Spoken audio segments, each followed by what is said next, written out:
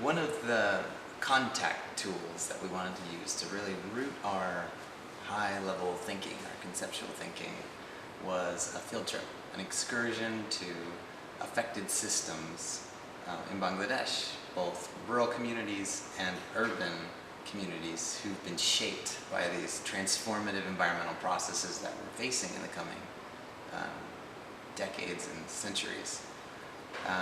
And so one of these trips is to a rural area where they're suffering the effects of catastrophic riverbank erosion. It's making life and livelihoods impossible. These places are becoming unproductive and, more importantly, uninhabitable. And the places in the urban area that we are visiting is a slum composed of people who have left an area that became less inhabitable and less productive through the consequence of the same types of environmental processes. And so if we are to connect these two and the livelihood systems that draw the line between them and focus discussions a little bit around that, I think we've done our job, and that's the point of these field exercises.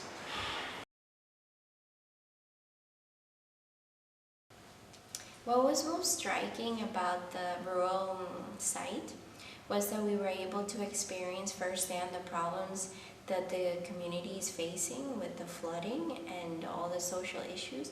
But despite all these problems, we saw firsthand this very strong sense of community and social cohesion between the people. We were able to experience a strong connection in the community, and they shared with us the little bit that they have, not just with us, but also within the community.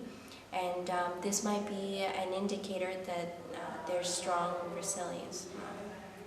For me, the highlight of the whole academy was the opportunity to actually see in real life what these concepts that we've been talking about for the last 5 days actually mean to individuals that are facing extreme pressures on their own livelihoods.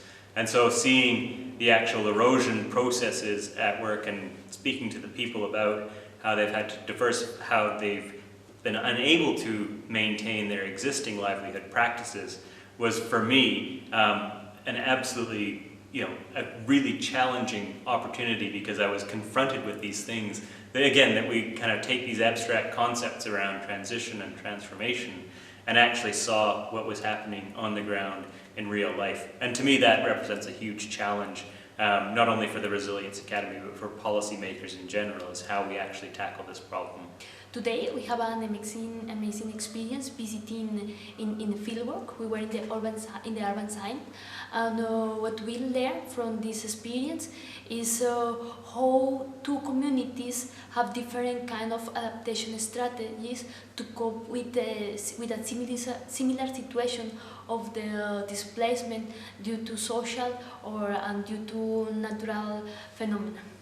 So we learned that in some communities they are more organized, they have a kind of tradition, and they have a kind of cooperative work, while in the other one, in spite that there are also human capital, everyone have to deal by themselves with the situation that their life presents to them, and it's important to learn how the communities can't deal with this kind of situation.